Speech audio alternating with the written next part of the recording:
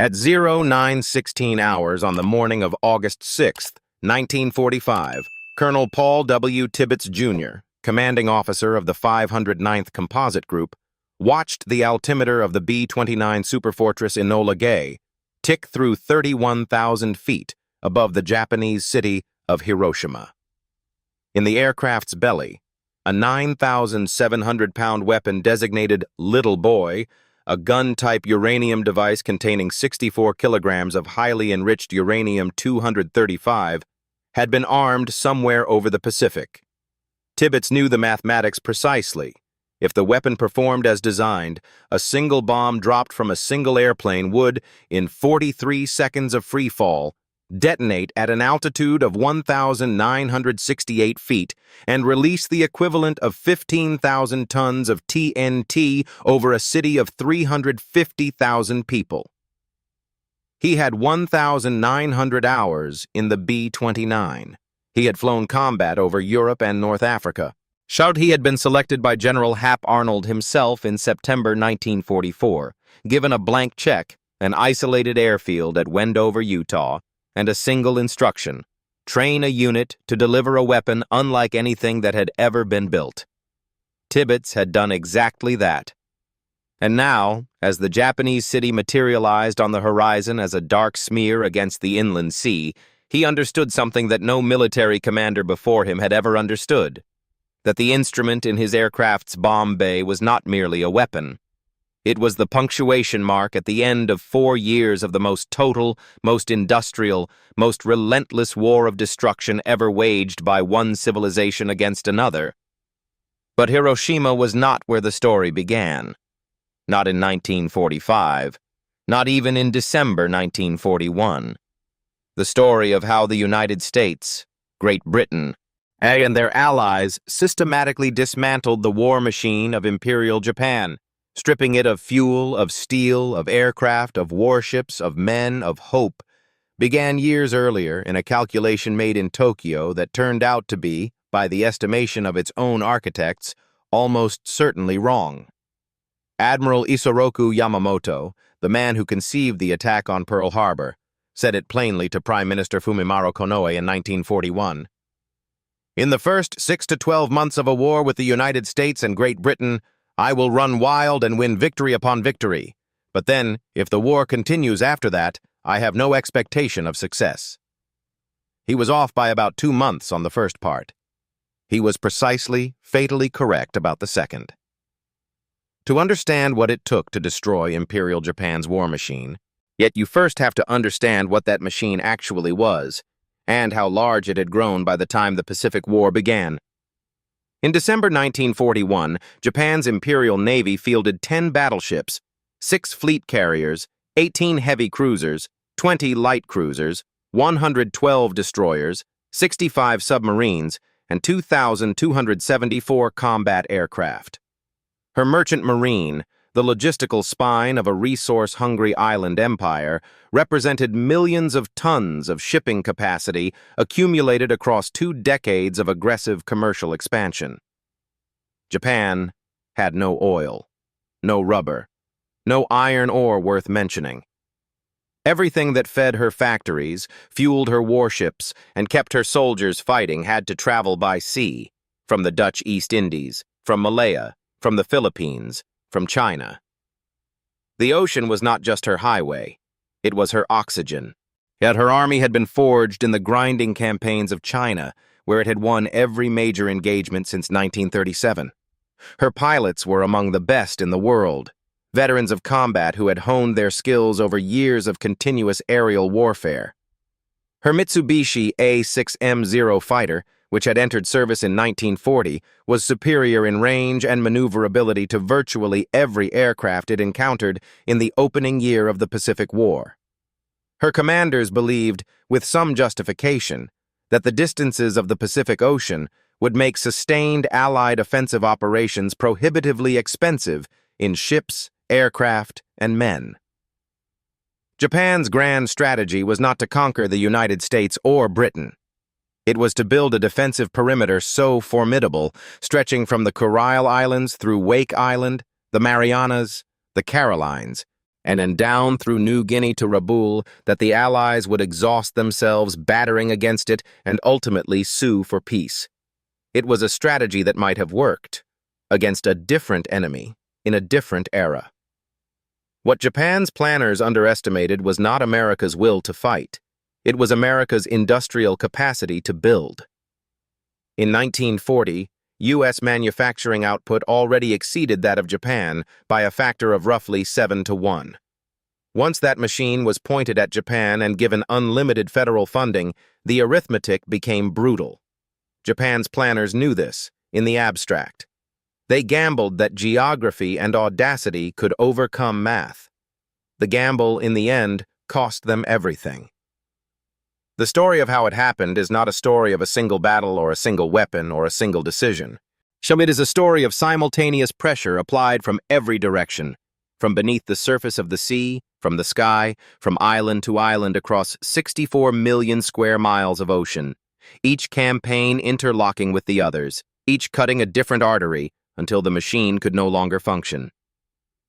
It is one of the most methodical acts of strategic destruction in the history of warfare. And it began, on the Allied side, with almost nothing. December 7th, 1941, 07:53 hours, Oahu, Hawaii.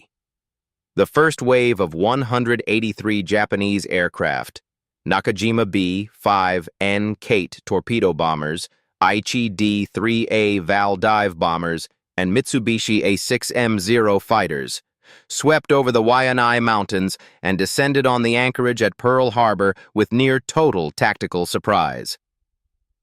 By the time the second wave departed, Japan had sunk or severely damaged 18 U.S. naval vessels, yet including 4 battleships sunk outright: the Arizona, Oklahoma, California, and West Virginia.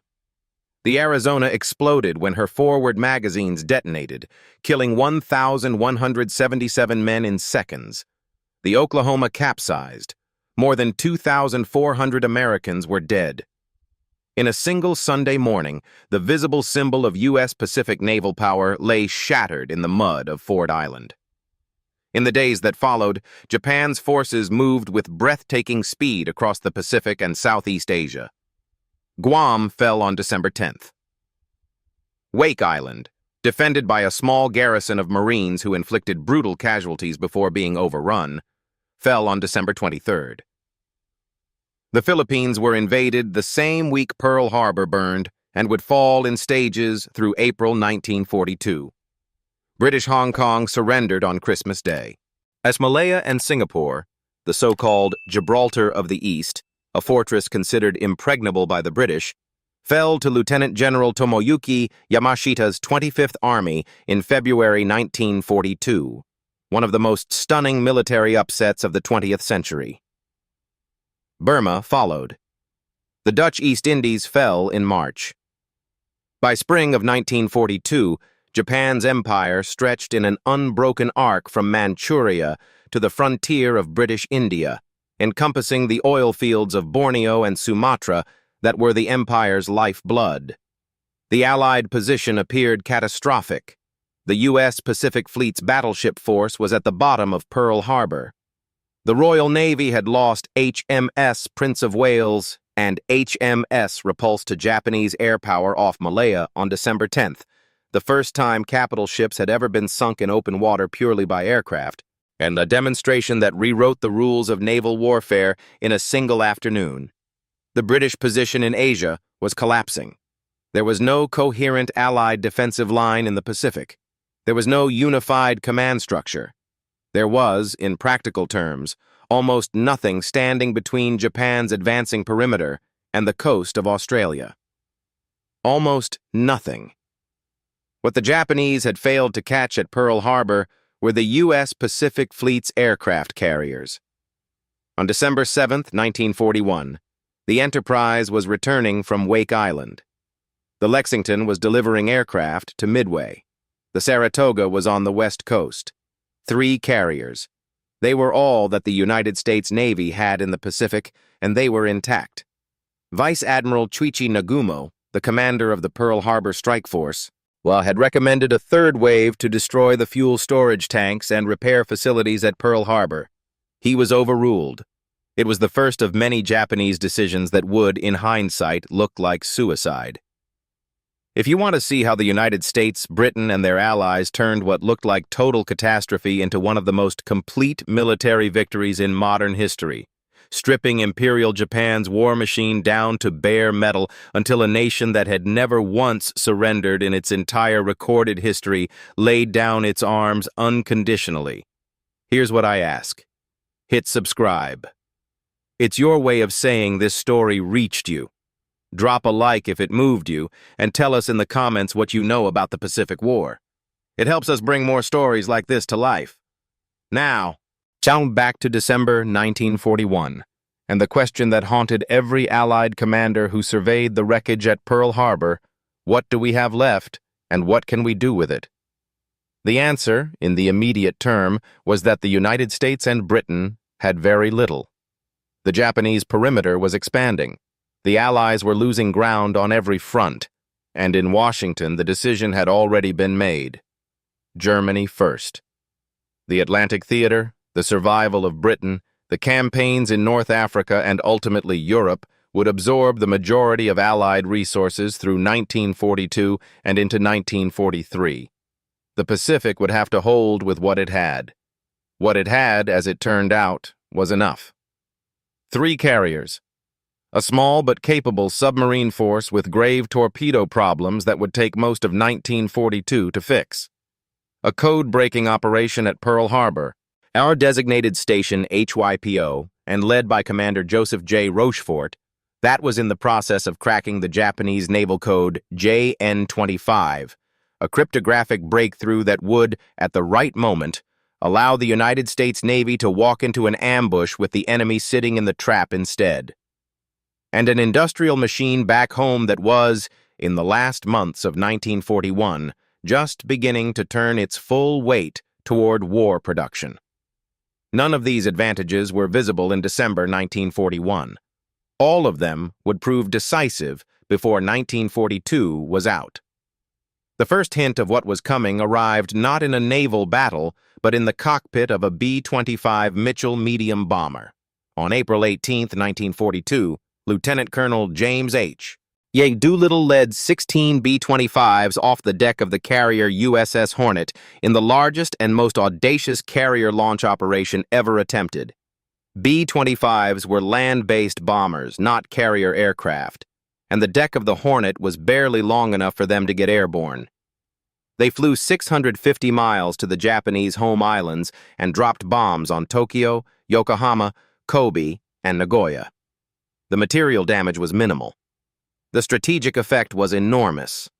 Japan's high command, humiliated by the penetration of the home island's air defenses, immediately redirected resources to prevent a recurrence, and began planning the Midway operation that would, 2 months later, bring the Kido Butai within reach of 3 American carriers that were lying in wait. To find the true origin of Japan's destruction, you have to go back further still, to the 1930s, and to a fundamental miscalculation embedded in Japan's national strategy. Japan was an island nation with almost no domestic natural resources. By 1941, the country imported approximately 80% of its oil, primarily from the United States. When President Franklin D. Roosevelt's administration imposed an oil embargo on Japan in August 1941, in response to Japan's invasion of French Indochina, Tokyo's military planners calculated that Japan had oil reserves sufficient for only about 18 months of military operations. The choice, as they framed it, was stark: capitulate to American demands to withdraw from China, or seize the oil fields of the Dutch East Indies and accept the war with America that would inevitably follow. They chose war. Yet what they did not adequately account for was the vulnerability of the ocean supply lines that would carry that oil from Southeast Asia back to the home islands. Japan's merchant marine was the empire's circulatory system. Oil from Borneo and Sumatra, iron ore from Malaya, rubber and bauxite from across the co-prosperity sphere, all of it moved on ships, across sea lanes that stretched for thousands of miles through open ocean. Protecting those sea lanes required convoy escorts and anti-submarine capability. Japan's navy was not configured for that mission. Its destroyers were excellent for fleet engagements, but poorly equipped with sonar by the standards of other major navies. Japanese naval doctrine had almost entirely neglected commerce defense. Yet the Imperial Japanese Navy had never taken the submarine threat seriously, an oversight for which the Empire would eventually pay in full. In December 1941, the United States had 56 submarines in the Pacific. They were a mixed force. Some obsolescent S-class boats, some modern fleet submarines of the Gato and Tambor classes. Admiral Thomas C. Hart, commander of the U.S. Asiatic Fleet in Manila, radioed his command within hours of the Pearl Harbor attack to execute against Japan unrestricted air and submarine warfare. It was the opening move of a campaign that would, over the next 44 months, account for 54.6% of all Japanese naval and merchant vessel tonnage sunk during the entire war. But in the early months, that campaign struggled badly. American torpedoes were defective. The Mark 14 torpedo ran 11 feet deeper than its set depth. Its magnetic exploder was unreliable, and its contact exploder failed on impact angles of less than 45 degrees. Submarine commanders filing disappointing patrol reports were relieved of command. Some had done everything right. Their torpedoes had simply failed to explode. The correction of these defects, which the Bureau of Ordnance resisted acknowledging for much of 1942 and into 1943, even as submarine crews died and targets escaped, was one of the most critical technical turning points of the Pacific War. By September 1943, the defects were largely corrected. The results were immediate. In 1943 alone, U.S. submarines mounted approximately 350 war patrols and sank roughly 335 Japanese merchant ships, totaling approximately 1.5 million tons. Bulk commodities reaching Japan fell from 19.4 million tons in 1942 to 16.4 million tons in 1943. The artery was beginning to bleed. But before the submarine campaign could reach its full destructive power, something else had to happen first. Something that would stop Japan's offensive momentum entirely, preserve Australia from isolation, and give the United States the first concrete proof that the Imperial Japanese Navy was not invincible. It happened in 2 acts, in the spring and early summer of 1942, and together, they represent one of the most dramatic reversals of military fortune in modern history. The first act was the Battle of the Coral Sea, fought May 4th to 8th, 1942. The first naval battle in history fought entirely between aircraft carriers, where the opposing ships never came within sight of each other. American carriers, Lexington and Yorktown, intercepted a Japanese task force covering an invasion fleet bound for Port Moresby on the south coast of New Guinea. The tactical result was a draw. The Americans lost the Lexington and had the Yorktown badly damaged. Japan lost the light carrier Shoho and had the fleet carriers Shokaku and Zuikaku put out of action. Shokaku damaged, Zuikaku stripped of her air group. Strategically, it was the first time in 6 months of continuous Japanese offensive operations that an Allied force had checked a Japanese advance. Port Moresby did not fall. Australia's supply lines from the United States were not cut, and 2 of Japan's 6 fleet carriers, Shokaku and Zuikaku, were unavailable for the next operation, which would be decisive. That next operation was Midway. Admiral Isoroku Yamamoto, the architect of Pearl Harbor, designed it as the knockout blow, the operation that would lure the remnants of the U.S. Pacific Fleet into a decisive engagement and destroy them before American industrial production could rebuild what Pearl Harbor had damaged. He assembled for this purpose the largest and most powerful naval force in Japanese history. 4 heavy fleet carriers, 2 light carriers, 2 seaplane carriers, 7 battleships, 15 cruisers, 42 destroyers, 10 submarines, and additional support vessels. Against this armada, U.S. Admiral Chester W. Nimitz had 3 carriers: Enterprise, Hornet, and the Yorktown, which had been brought into Pearl Harbor with battle damage from the Coral Sea and repaired in 72 hours by 1,400 shipyard workers working around the clock when the Japanese estimated she would require 90 days. That repair decision, arguably one of the most consequential pieces of industrial improvisation in the war, meant that when Yamamoto's Kido Butai appeared northwest of Midway Atoll on the morning of June 4, 1942, Nimitz had 3 carriers waiting for it at a position designated Point Luck, armed with a precise intelligence briefing, courtesy of Station Chaipo's cryptanalysts. Commander Edwin T. Layton, Nimitz's intelligence officer, had estimated the Japanese carrier force would appear at a bearing of 325 degrees, 175 nautical miles from Midway, at 0600 hours on June 4th. The actual position was 5 degrees, 5 miles, and 5 minutes off. Yamamoto's supposedly secret ambush had walked into an American ambush. What happened at Midway on June 4, 1942, between approximately 10:20 and 10:25 hours, changed the war. Not gradually, it's not over weeks of fighting, but in approximately 5 minutes of aerial attack that left 3 of Japan's 4 fleet carriers burning beyond recovery.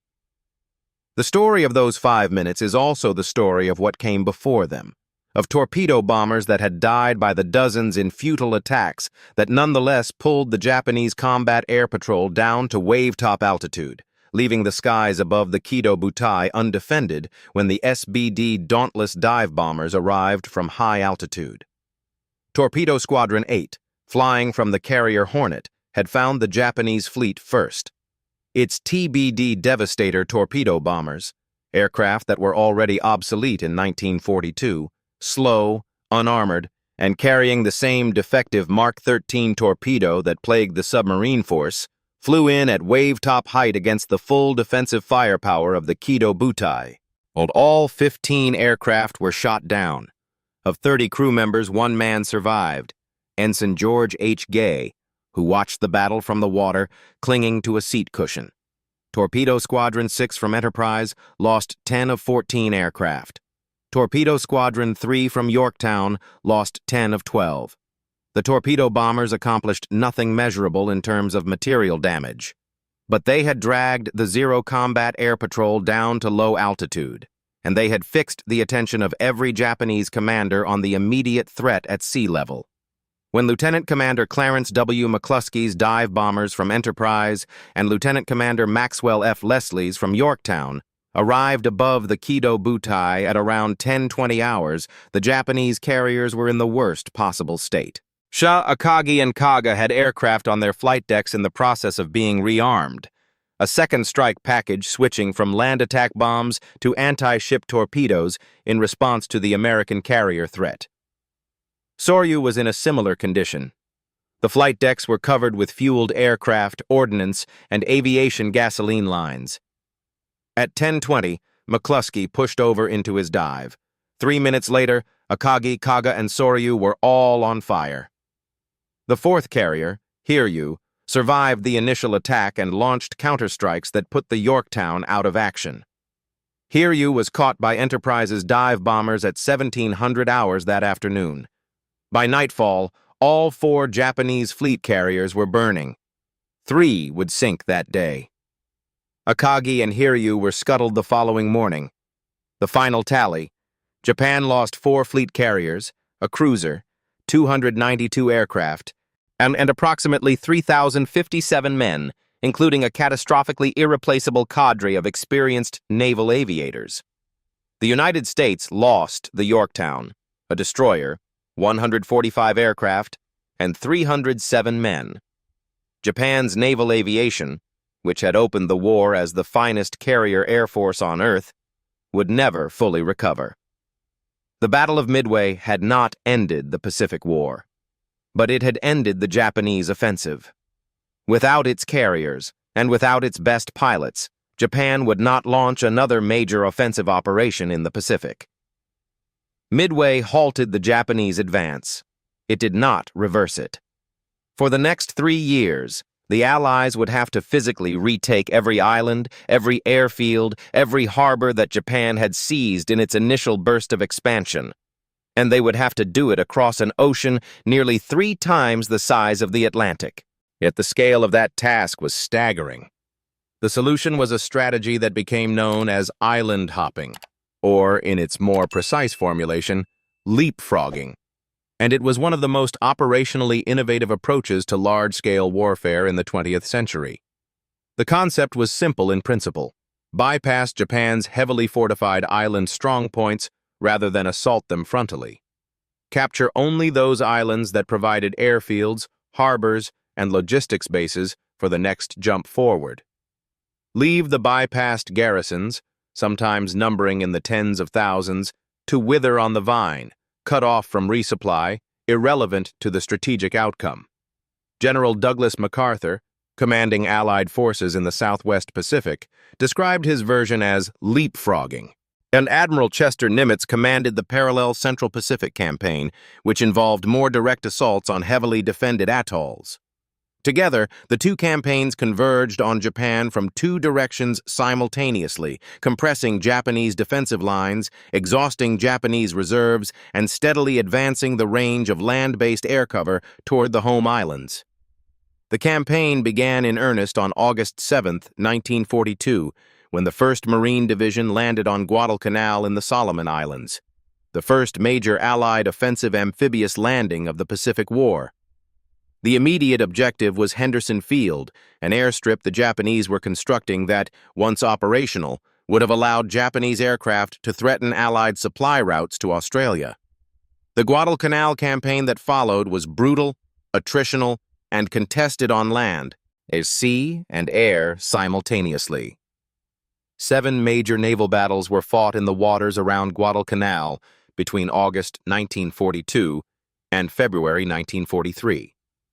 Both sides took severe losses. The Japanese Navy, operating at the extreme limit of its supply lines, consistently delivered reinforcements and supplies down what Allied sailors came to call the slot, the channel between the Solomon Islands, in a series of high-speed nighttime destroyer runs that the Marines fighting ashore called the Tokyo Express. For 6 months, the outcome was uncertain. The Marines held Henderson Field, expanded the perimeter, and gradually wore down the Japanese air units that repeatedly attacked from Rabaul. The Japanese army had committed to retaking the island by piecemeal reinforcement rather than a single overwhelming assault, a consequence of the same strategic overconfidence that had underestimated American resilience throughout, sent units into the jungle to be destroyed in detail. In February 1943, Japan evacuated its surviving Guadalcanal garrison, roughly 13,000 men, the remnant of forces that had numbered 3 times that, in a skillful night withdrawal that Allied intelligence initially missed. The island was Allied. The first step had been taken. While the Marines fought on Guadalcanal, the American submarine campaign was grinding through its difficult adolescence. The torpedo problems that had plagued the force since December 1941 were finally being corrected, slowly, under protest from the Bureau of Ordnance, and with the accumulating weight of combat evidence that could no longer be ignored. In September 1943, the defective contact exploder was officially acknowledged and a new design issued.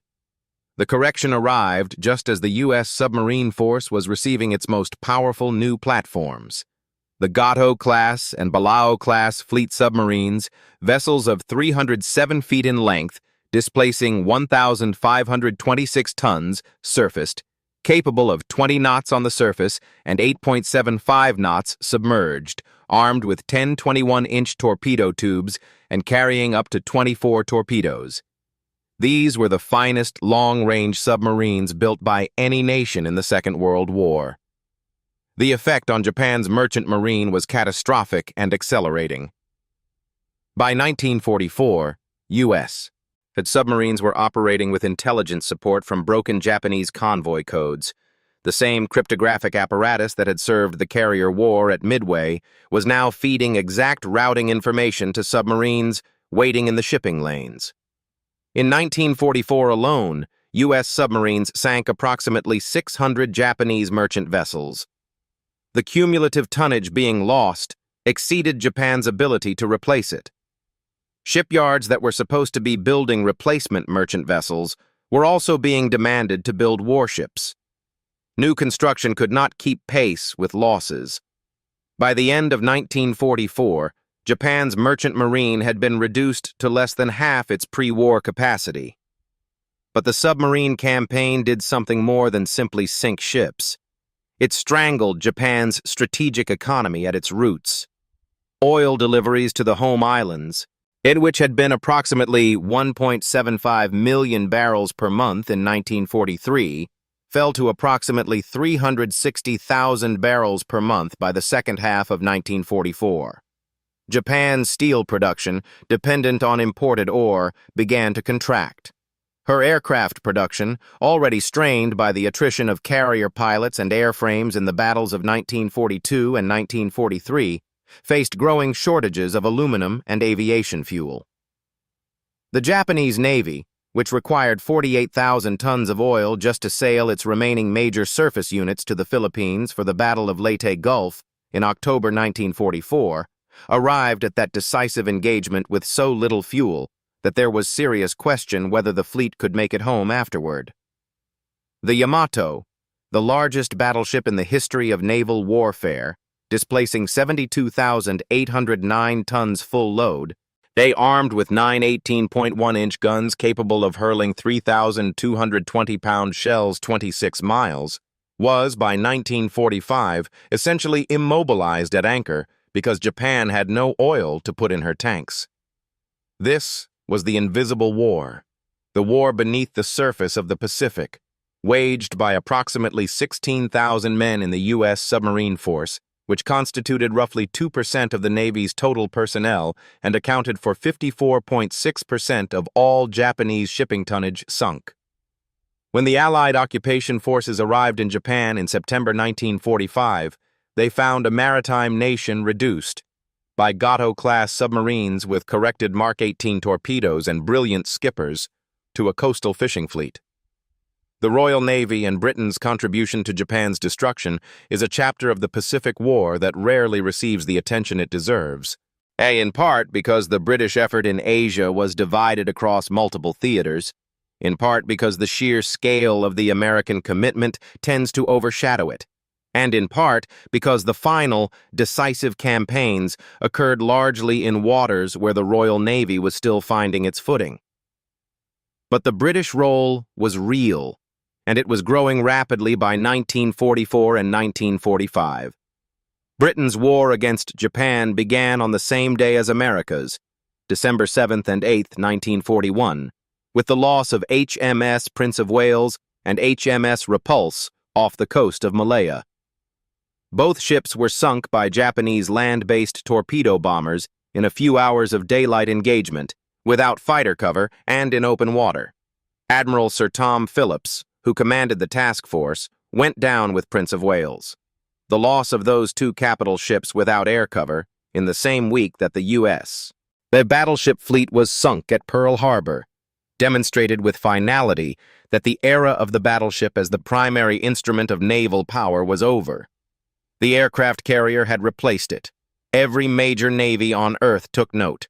Britain's ability to strike back in the Pacific was constrained for most of 1942, 1943, and into 1944 by the demands of the Atlantic Campaign, the Mediterranean, and the continued need to protect the vital sea lanes from German U-boats. However, British submarines operating in the Bay of Bengal, the Strait of Malacca, and the waters around Penang were making life increasingly difficult for Japanese supply routes to Burma throughout 1943 and 1944. The British Eastern Fleet's submarine force expanded steadily from August 1943 onward, conducting reconnaissance, interdicting Japanese supplies to Burma, and, when opportunity offered, engaging Japanese warships. By October 1944, the British submarines in theater had accumulated significant kills, including a cruiser, 3 submarines, and considerable merchant tonnage. By 1944, Britain was assembling the British Pacific Fleet, the most powerful naval force in Royal Navy history, designed specifically for operations in the Pacific alongside the U.S. Navy. When it deployed to the Pacific in late 1944 and early 1945, it comprised 4 fleet carriers, 2 battleships, 6 heavy cruisers, and numerous smaller craft, contributing, by the time of the planned invasion of Japan's home islands, approximately 25% of the Allied carrier-based air power. The British carriers brought one distinctive advantage: armored flight decks. American carriers, designed for maximum aircraft capacity, had wooden flight decks. Japanese kamikaze strikes that put U.S. carriers out of action for weeks could be shrugged off by British carriers in hours. When a kamikaze hit HMS Formidable off Okinawa in May 1945, the crew's reported response encapsulated the difference. The Americans say, "Now we've got another carrier lost." We say, "We've got a dent in the deck and a fried egg for tea." By mid-1944, the Allied island-hopping campaigns had advanced far enough to bring Japan's home islands within range of a new weapon: the Boeing B-29 Superfortress. The B-29 was the most complex and technologically advanced aircraft of the Second World War. Its development cost approximately $3 billion, more than the Manhattan Project. It had a pressurized cabin for high-altitude operations, a remote-controlled defensive armament system, and a range of 3,500 miles fully loaded.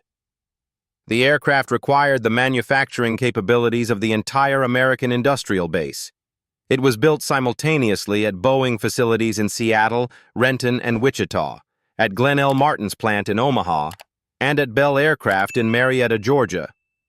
More than 1.4 million engineering man-hours had been required to design the prototypes alone. The first B-29 raids against Japan, launched from bases in China beginning in mid-1944, were largely unsuccessful. The aircraft were operating at extreme range from primitive airfields over which fuel had to be flown in by other B-29s, a logistical arrangement that required 7 support flights for every combat sortie. The jet stream over Japan, discovered by B-29 crews at operational altitude, scattered bombs unpredictably. Japanese air defenses and the weather over the home islands made high-altitude precision bombing ineffective. By the time Major General Curtis E. LeMay arrived to take command of the 21st Bomber Command in January 1945, the B-29 campaign against Japan had consumed enormous resources and produced minimal results. LeMay changed everything. On the night of March 9th to 10th, 1945, he sent 334 B-29s against Tokyo, not at high altitude with precision bombs, but at low altitude between 5,000 and 7,000 feet, stripped of most defensive armament to increase bomb load, carrying incendiary cluster munitions rather than high explosives. Each B-29 carried approximately 7 tons of M69 incendiary bomblets filled with napalm. Yet the Pathfinder aircraft marked the target area, a densely populated 3-by-4-mile rectangle of working-class Tokyo housing approximately 1 million people, with 2 crossing streams of fire that burned a giant X visible from 150 miles away. The bombers that followed simply aimed at the center of the X. The result was the single most destructive aerial attack in human history. In one night, Operation Meeting House killed an estimated 80,000 to 100,000 people, destroyed 267,000 buildings, and incinerated approximately 15.8 square miles of central Tokyo. More than 1 million people were left homeless. The firestorm, driven by 30-knot winds and fed by the paper and wood construction of Tokyo's working-class districts, burned so intensely that the updrafts created by the fires threw B-29s thousands of feet upward, and crews reported they could read documents in their cockpits by the light of the city burning below. The Japanese later called that night the Night of the Black Snow. Over the following week, LeMay's bombers attacked Nagoya, Osaka, Kobe, and then Nagoya again, destroying hundreds of thousands more buildings and killing tens of thousands more civilians. Japan's ability to produce war material from its cottage industries, the dispersed network of small workshops and family factories that fed components into the major production facilities, was being systematically incinerated. At the same time the B-29s were burning Japanese cities from the air, the naval campaign was entering its most decisive phase. In October 1944, the invasion of the Philippines, the fulfillment of Douglas MacArthur's famous "I shall return" promise, drew the remnants of the Imperial Japanese Navy into the largest naval battle in history, the Battle of Leyte Gulf, fought October 23 to 26, 1944. Japan committed almost everything it had left. The plan, designated Shogo 1, Victory Operation 1, was a complex three-pronged attack designed to lure away the American carrier forces and allow surface warships to destroy the invasion fleet in Leyte Gulf. In theory, it was a reasonable plan given the resources available. In execution, it nearly succeeded, and then collapsed completely. Vice Admiral Jisaburo Ozawa's Northern Force, consisting of 4 fleet carriers with fewer than 100 aircraft between them, was designed as a sacrificial decoy to draw Admiral Halsey's 3rd Fleet north. The ploy worked perfectly. Halsey, convinced he had found the main Japanese carrier force, raced north with 64 warships, including all his fleet carriers, leaving the invasion fleet dangerously exposed. In the resulting confusion, Vice Admiral Takeo Kurita's massive center force, which included the Yamato, the Musashi, 3 other battleships, and a powerful cruiser force, approached Leyte Gulf through the San Bernardino Strait, encountered only a small force of American escort carriers and destroyers designated Taffy 3, and in one of the most bizarre engagements of the Pacific War, turned around and withdrew just as it was on the verge of annihilating the American landing force. Kurita's reasons remain debated. What is certain is that in 2 days of fighting, Japan's carrier force was effectively destroyed. All 4 of Ozawa's carriers were sunk. The super battleship Musashi, a sister ship to Yamato, displacing 72,809 tons and mounting the same 9 18.1-inch guns, was sunk by approximately 19 torpedoes and 17 bomb hits before she went down. 3 other battleships were sunk or damaged. 7 cruisers were lost. The Battle of Leyte Gulf was Japan's last attempt to employ its surface fleet in a decisive engagement. By November 1944, the Imperial Japanese Navy had ceased to function as a coherent fighting force. Its carriers were gone. Its trained air groups were gone. It could no longer project naval power. What it retained, its remaining heavy surface units, its submarines, and eventually its kamikaze corps, could inflict damage, impose costs, and slow the Allied advance. It could not reverse it. The ocean that Japan had hoped would exhaust the Allies had become, by late 1944, a killing ground that exhausts Japan instead. With the Philippines being retaken and the Japanese Navy neutralized as an offensive force, the focus of the Allied campaign shifted to 2 island objectives that would define the final approach to Japan: Iwo Jima and Okinawa. These were not peripheral operations. They were the price of admission to the endgame, the bases from which B-29s could be escorted by fighter aircraft, from which the blockade of Japan could be tightened to absolute, and from which, if necessary, the invasion of the Japanese home islands could be launched. Iwo Jima, a volcanic island roughly 8 square miles in area, located 660 miles south of Tokyo, was held by a Japanese garrison of approximately 21,000 men commanded by Lieutenant General Tadamichi Kuribayashi, one of the ablest defensive commanders of the war. Kuribayashi had abandoned the standard Japanese doctrine of beach defense and counterattack.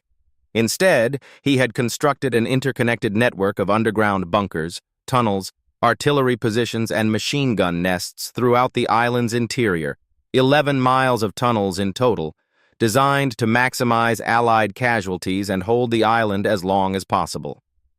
He was under no illusion that Iwo Jima could be held. His orders and his intention were to make the island so costly to capture that the Allies would reconsider an invasion of Japan itself. The battle began on February 19, 1945.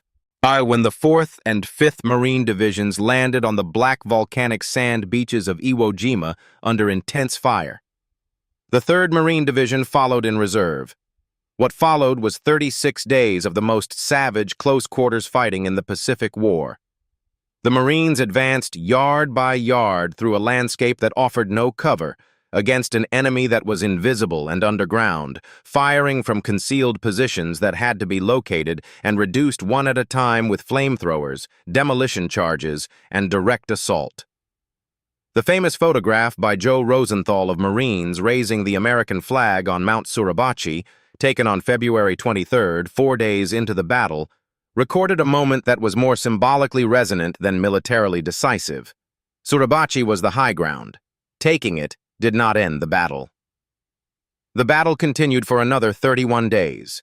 By March 26, 1945, Iwo Jima was declared secured.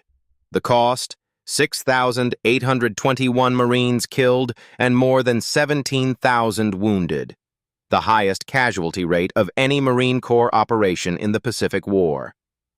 Of the Japanese garrison, approximately 216 survived to surrender or be captured. The rest, including General Kuribayashi, were dead. Kuribayashi's defensive doctrine, attrite the attacker to the maximum, die in position, yield ground only at maximum cost, was a preview of what the Allies would face on Kyushu and Honshu if the invasion of the home islands was ever launched. Iwo Jima was the prelude. Okinawa was the main event, the largest amphibious operation of the Pacific War, the last major island battle before the planned invasion of the Japanese home islands themselves, and a battle that would shape, more than any other single engagement, the Allied calculus about whether a land invasion of Japan was actually worth the cost. Operation Iceberg began on April 1, 1945, Easter Sunday, when the U.S. 10th Army, commanded by Lieutenant General Simon Bolivar Buckner, Jr., landed on the western shore of Okinawa with 4 Army divisions and 2 Marine divisions, approximately 182,000 assault troops in total. Okinawa was defended by the Japanese 32nd Army under Lieutenant General Mitsuru Ushijima, approximately 130,000 men, dug into the same kind of deeply layered defensive positions that Kuribayashi had employed at Iwo Jima, but on a vastly larger scale across an island 67 miles long. Ushijima's strategy, like Kuribayashi's, was deliberate attrition. Let the Americans land. Let them advance until they hit the prepared positions, and then make them pay in blood for every yard of Okinawan soil. The fighting ashore lasted 82 days, from April 1st to June 22nd, 1945. It was ground combat of the most savage and exhausting kind. Underground fortifications, interlocking fields of fire, caves that had to be burned out with flamethrowers, Japanese soldiers who had been told to fight to the last man, and did. The American naval force offshore was simultaneously under attack from a weapon that had no precedent in the history of naval warfare: the kamikaze.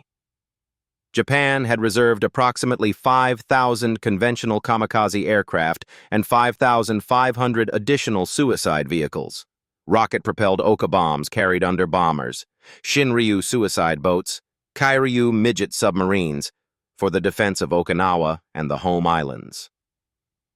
During the Okinawa campaign, kamikaze attacks sank 36 Allied ships and damaged nearly 400 more. They killed approximately 4,900 American sailors, more naval casualties than any other campaign of the Pacific War. The final cost of Okinawa: 12,520 American military dead, more than 36,000 wounded, and approximately 107,000 Japanese military dead. Okinawan civilian casualties, caught between 2 armies on their home island, numbered an estimated 94,000 to 150,000, roughly 1/4 of the island's pre-war population. Ushijima and his chief of staff, Lieutenant General Isamu Cho, committed ritual suicide on June 22nd. Buckner, the American commander, had been killed by Japanese artillery fire on June 18th, 4 days before the island was declared secure, one of the most senior American officers to die in combat in the Pacific War. Okinawa told the Allied planners exactly what they needed to know about what an invasion of Kyushu would cost. The numbers that came out of Okinawa, combined with the intelligence estimates of Japanese defensive preparations on Kyushu, caused a fundamental reassessment at the highest levels of Allied command. The planned invasion of Japan, Operation Downfall, divided into Operation Olympic and Operation Coronet, would involve, if carried out, the largest amphibious assault in history, dwarfing Normandy. Olympic was planned to employ 250,000 assault troops and over 800 warships in the initial landings alone. Coronet was even larger, with up to 45 U.S. divisions assigned, compared to the 12 divisions that had landed at Normandy. British Commonwealth forces, including 18 carriers and 4 battleships of the British Pacific Fleet, were earmarked to provide approximately 25% of the Allied carrier-based air power for the operation. American military planners estimated initial assault casualties could range from 250,000 to 1 million American dead and wounded. And that was before accounting for Japanese casualties, which would have been enormous. The Japanese military was preparing 5,000 kamikaze aircraft and 5,500 additional suicide vehicles for the defense of Kyushu. By August 1945, American intelligence was tracking the buildup of Japanese ground forces on Kyushu with increasing alarm. The initial estimate of 350,000 Japanese defenders had risen to 600,000 and was still climbing. Japan's civilian population was being mobilized for suicidal defense. The government distributed bamboo spears to civilians who could not be issued firearms. School children and the elderly were trained in the use of explosive charges. The government held up the mass suicides of Saipan's civilian population, who had jumped from cliffs rather than surrender to Americans, as a model of behavior for the home island population. In the American firebombing campaign's wake, a 1945 Japanese government survey found that civilian morale had reached a low point in July, with widespread loss of hope and a desperate desire simply for the war to end. But the military government, trapped by its own ideology of resistance and fearful of what unconditional surrender would mean for the imperial system, and for the officers who had launched a war that had killed millions, refused to accept Allied terms. On what was about to happen, what the United States had been building toward since the deepest secrecy of the Manhattan Project began at Los Alamos, New Mexico, under the direction of J. Robert Oppenheimer in 1942, was a weapon that would make the calculus of invasion irrelevant. The Manhattan Project had begun in earnest in 1942, following a letter from Albert Einstein to President Roosevelt in 1939, warning that Germany might be developing nuclear weapons. By 1943, it employed over 130,000 people at facilities spread across the United States and Canada, the uranium enrichment plant at Oak Ridge, Tennessee, the plutonium production reactors at Hanford, Washington, and the weapons design laboratory at Los Alamos, New Mexico, under J. Robert Oppenheimer. It was the largest and most expensive secret scientific project in history, it costing approximately $2 billion and consuming more industrial capacity at its peak than the entire U.S. automobile industry. The weapon that emerged from Los Alamos was, in its uranium version, a gun-type device. A hollow cylinder of highly enriched uranium-235 was fired down a modified artillery barrel into a solid uranium target, creating a critical mass that initiated a nuclear chain reaction in approximately 0.15 microseconds. Designated Little Boy, it contained 64 kilograms of uranium-235, weighed approximately 9,700 pounds, was 10 feet long, and had a diameter of 28 inches. The plutonium version, Fat Man, was an implosion device. A sphere of plutonium-239, surrounded by precisely shaped blocks of conventional explosive, was compressed by simultaneous detonation to supercritical density, initiating fission. Our Fat Man weighed approximately 10,000 pounds and had a diameter of 60 inches. Its explosive yield was approximately 21 kilotons of TNT, roughly 40% more powerful than Little Boy's 15 kilotons. The decision to use atomic weapons against Japan was made by President Harry S. Truman, who had assumed the presidency on April 12, 1945, upon Roosevelt's death. Truman was briefed on the Manhattan Project for the first time as president on April 25, 1945. The Target Committee assembled to select Japanese cities specified several criteria. The target must be large enough to allow accurate assessment of damage, it should not have been heavily bombed previously, and it should have military significance. The committee initially identified Kyoto, Japan's ancient cultural capital, as the primary target. Though Secretary of War Henry Stimson personally intervened to remove Kyoto from the list, having visited the city before the war and understanding its cultural and religious significance to the Japanese people. Hiroshima, a major military headquarters and industrial city of approximately 350,000 people, was selected as the primary target. On July 16, 1945, at Alamogordo, New Mexico, in a test designated Trinity, the first nuclear device ever detonated was fired, producing an explosion equivalent to 21 kilotons of TNT and a fireball visible 200 miles away. J. Robert Oppenheimer, watching from the observation bunker, recalled a verse from the Hindu scripture Bhagavad Gita, "Now I am become death, the destroyer of worlds." The physicists around him did not cheer.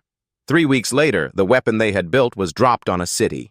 At 02:45 hours on August 6, 1945, Colonel Paul W. Tibbets taxied the Enola Gay out of the hard stand at North Field on Tinian Island and pointed her nose down the runway. The aircraft was overloaded with nearly 65 tons of fuel and the 9,700-pound bomb in her bay. The runway at Tinian was 8,500 feet long. The Enola Gay used all of it, clearing the cliff at the runway's end by mere feet, her wheels still retracting as she clawed for altitude over the dark Pacific. Aboard were 12 men, including Navy Captain William Parsons, the weaponeer responsible for arming Little Boy in flight, a task he had rehearsed dozens of times, but which had to be done in the air because the bomb was too dangerous to arm on the ground. At 07:30 hours over Iwo Jima, the Enola Gay rendezvoused with 2 accompanying B-29s. The great artiste, and carrying scientific instruments and necessary evil, carrying cameras and observers. At 09:06 hours, the crew donned their tinted goggles. At 09:15 hours, Bombardier Major Thomas Farabee acquired the Ioi Bridge in Hiroshima through his Norden bomb site, the designated aiming point. At 09:17 hours, the bomb bay doors opened. 44 seconds later, at 09:16:02, the atomic bomb, Little Boy, detonated at an altitude of 1,968 feet above Hiroshima, 550 feet from the Ioi Bridge. In 0.15 microseconds, a nuclear fission chain reaction converted approximately 0.7 grams of uranium, 235, less than 1 gram out of 64 kilograms, into pure energy. The fireball reached its maximum diameter of 900 feet in approximately 1 second. Temperatures at ground zero reached an estimated 7,000 degrees Fahrenheit. The blast wave traveled outward at 984 miles per hour in all directions, demolishing over 2/3 of Hiroshima's buildings in the first minute. 80,000 people were killed instantly or grievously wounded in the first seconds. The Enola Gay, 11.5 miles from the hypocenter at the moment of detonation and banking hard away, was struck by 2 shock waves, the direct blast wave and its reflection off the ground. Tibbets described the aircraft as having been hit by flak. The mushroom cloud, when the crew looked back, was already rising past 30,000 feet. Tibbets later said, "My God, what have we done?" By the most conservative post-war estimates, between 70,000 and 80,000 people died in Hiroshima on August 6th. Later estimates put the total death toll, including those who died from radiation effects in the following months, as high as 140,000.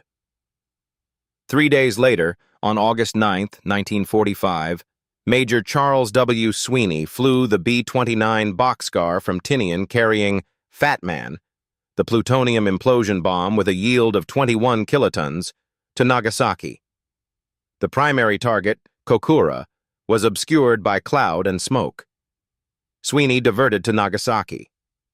Fat Man detonated at 1,650 feet altitude at 11:02 hours. Between 40,000 and 80,000 people died. Japan had received, in the space of 3 days, the two most destructive single air attacks in human history.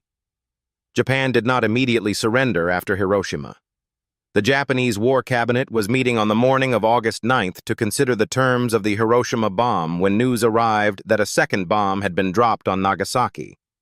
They were simultaneously informed that the Soviet Union, which had maintained a non-aggression pact with Japan since April 1941, had declared war that morning and was already advancing into Manchuria with 1.5 million troops in one of the largest single-theater land operations of the entire war. The Soviets would, in the following weeks, destroy the Japanese Kwantung Army, once the most powerful Japanese land force in the world, in less than 3 weeks of fighting.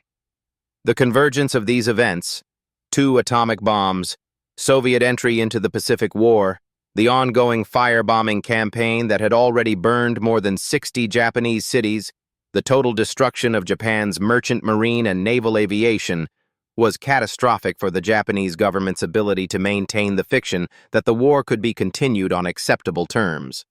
Prime Minister Kantaro Suzuki and Foreign Minister Shigenori Togo, who had been secretly communicating through Soviet intermediaries in search of a negotiated peace, recognized that the window had closed. The military faction of the Supreme War Council, led by Army Minister Korochika Anami, still argued for continued resistance. The deliberations in the War Cabinet became deadlocked.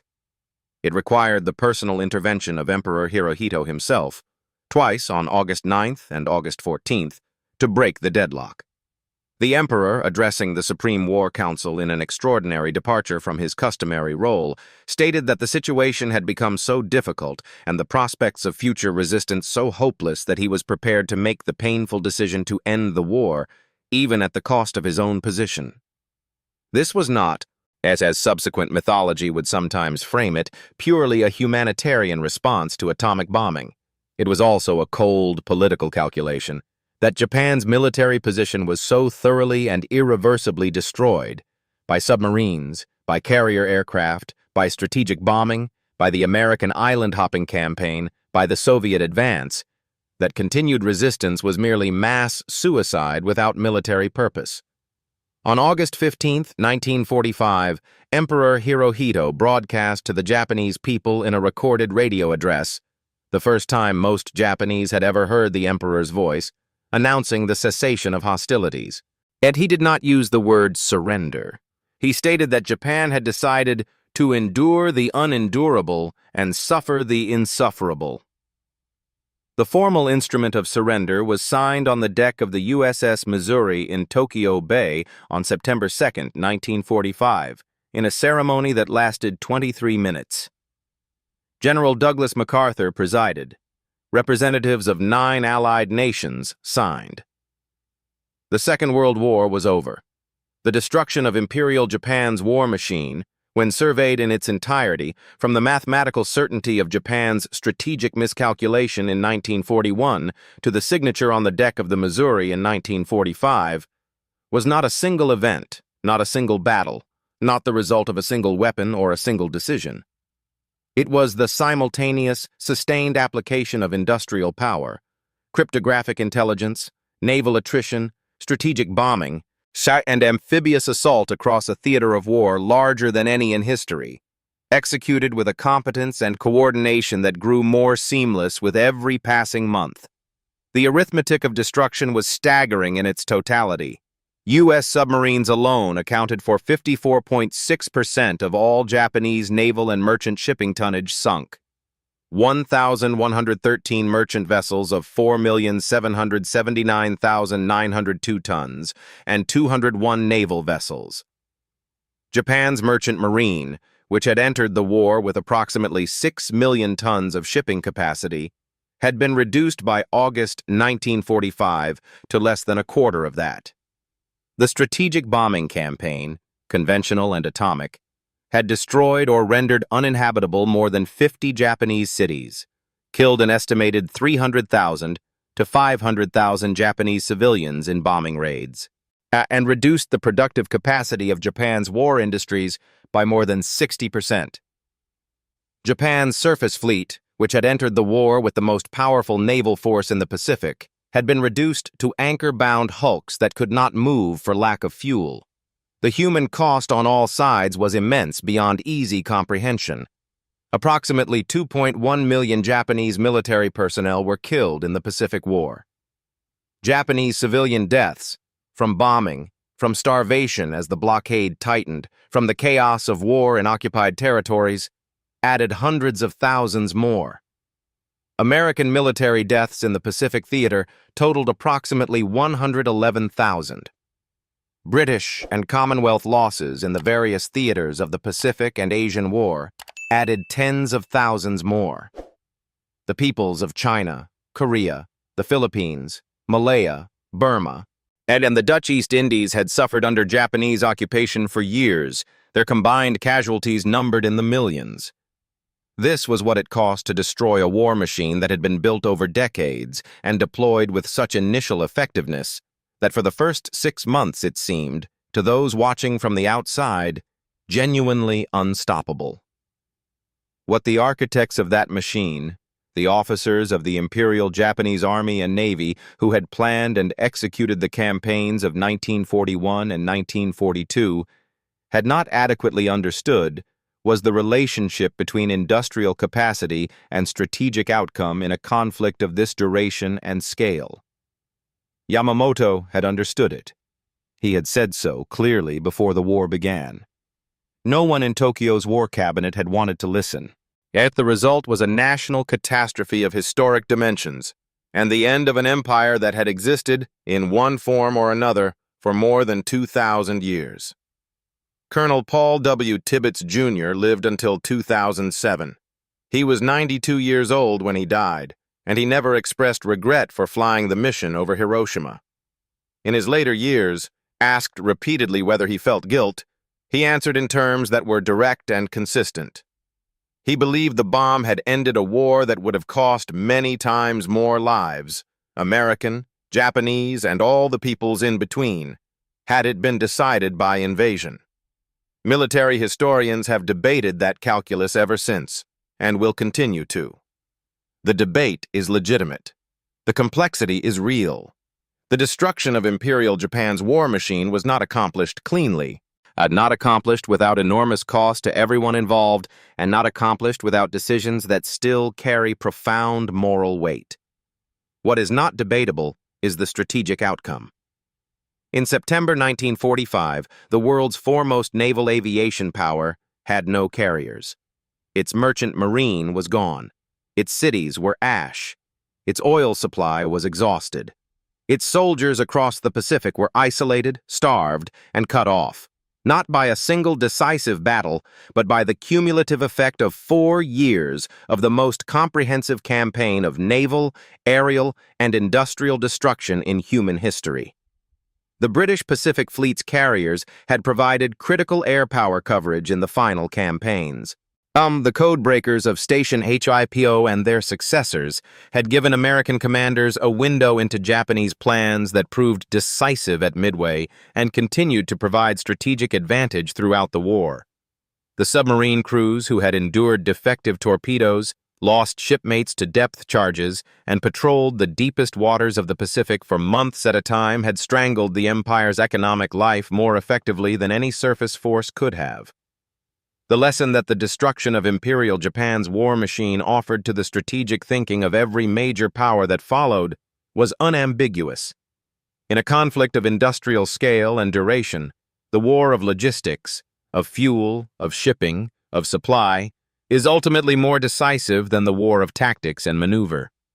Japan's tactical excellence was real, and her pilots were among the finest aviators in the world. Her soldiers fought with a ferocity and tenacity that repeatedly stunned their opponents. Her ships and aircraft were well designed and well maintained.